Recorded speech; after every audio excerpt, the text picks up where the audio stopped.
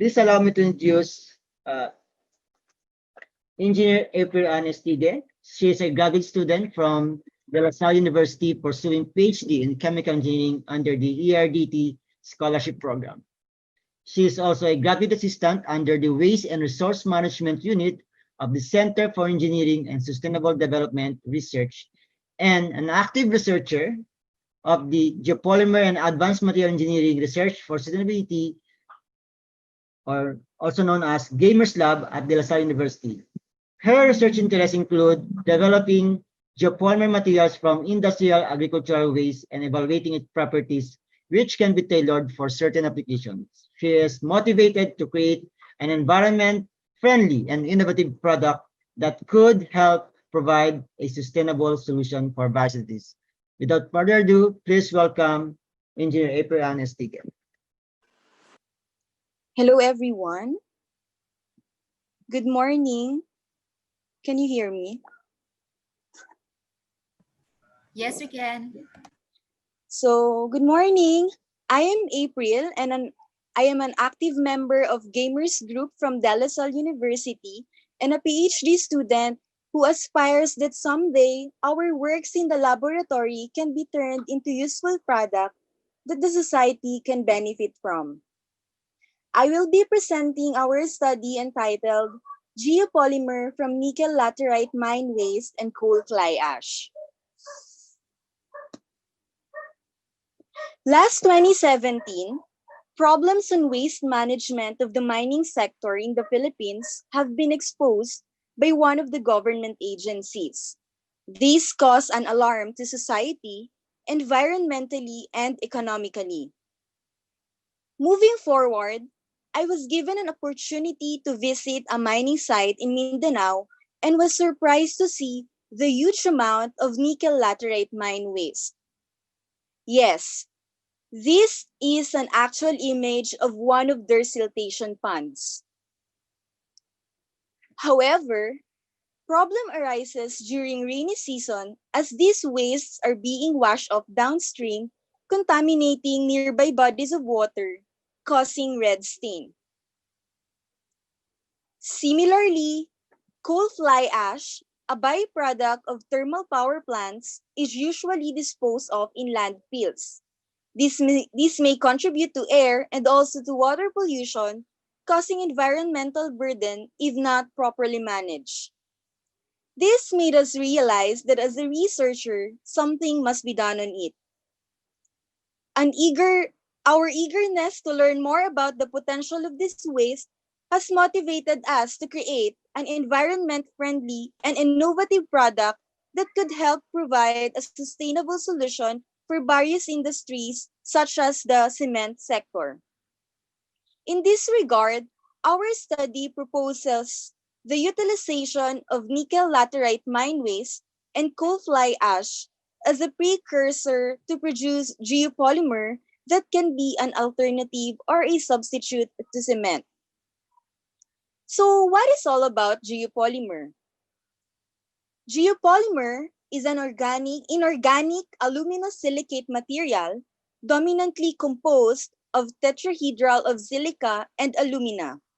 This is also often referred to as an alkali activated material.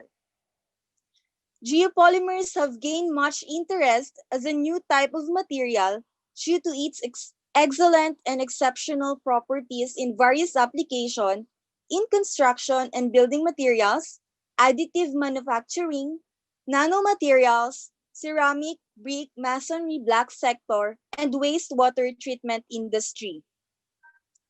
So, how do we make geopolymer? So, an aluminosilicate material as a precursor and an activator is needed in making geopolymers. The activator can either be an acid or an alkali. Examples are sodium hydroxide, sodium silicate or the water glass solution, and phosphoric acid. Meanwhile, some examples of aluminosilicate material include coal fly ash, kaolin, metakaolin, rice hull ash, and bottom ash.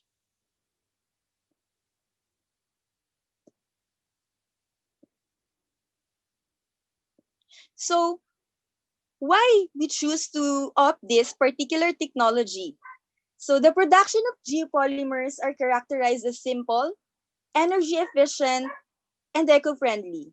And the final products have excellent durability and mechanical properties based on the different studies that has been conducted. Thus, our study aims to synthesize geopolymer from nickel-laterite mine waste and coal fly ash, and this also aims to evaluate its properties through various analytical techniques. The research method comprises 5 steps: the raw material preparation and characterization, the synthesis part, the optimization, and lastly would be the product characterization. The raw materials used in the study were obtained from a nickel mining company and thermal power plant situated in Mindanao. The design of experiment used in this study is response surface methodology, and the following parameters were considered. The performance of different factors was evaluated independently using runs randomly generated by design expert software. A total of 18 runs were generated, with 5 runs as space-centered.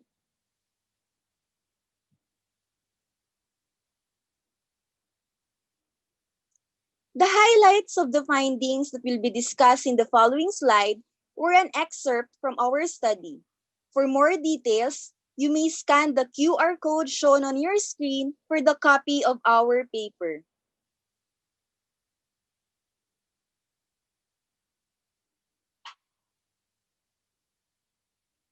Analyses such as XRF for the elemental composition, XRD for the mineralogical composition, TGA, DTA for thermal analysis, and SEM analysis for the morphological property were performed for raw material characterization.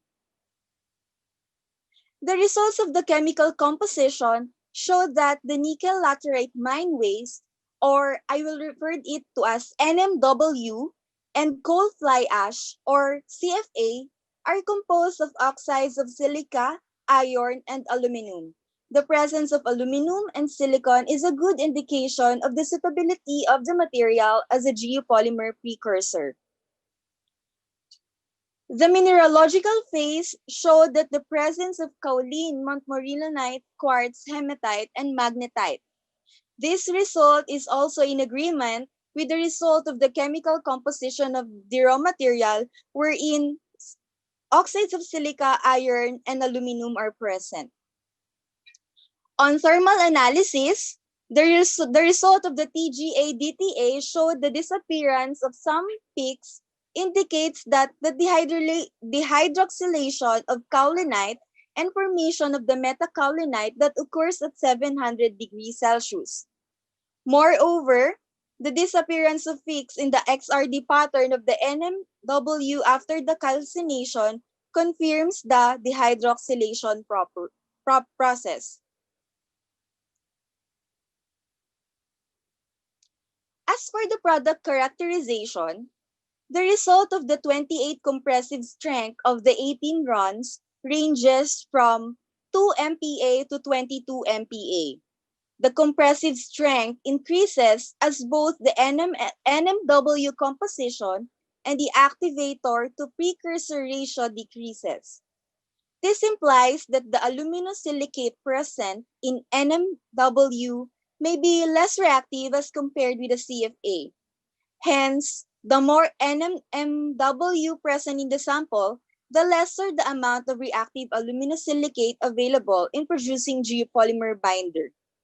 The geopolymer produced in this study indicates suitability for pedestrian pavers, light traffic pavers, and plain concrete for leveling and structural applications. The result of the SEM images further supports the result of the compressive strength test.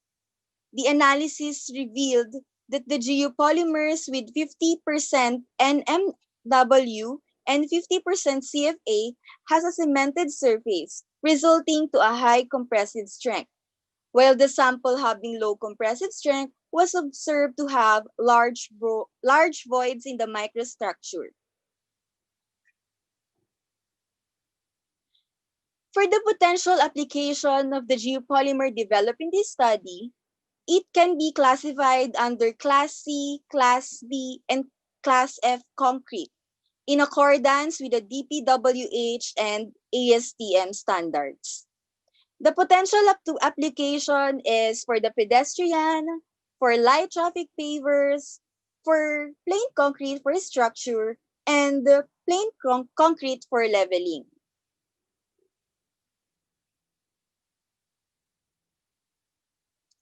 Future work will focus on evaluating and investigating the properties of the confirmatory runs. Moreover, it would also be interesting to investigate the effect of the iron content of raw material on the compressive strength and the durability of the material.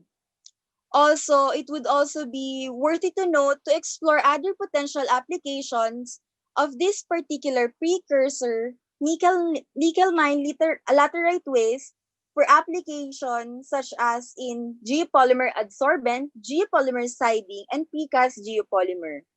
And also, we are looking for more partner industry to field test our produced products. That would be all.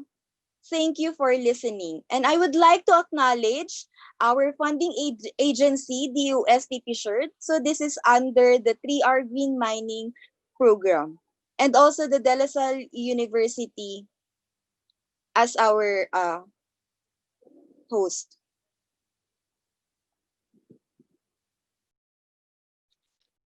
Thank you, Engineer Tigue, for your informative presentation. So you are the last speaker for this first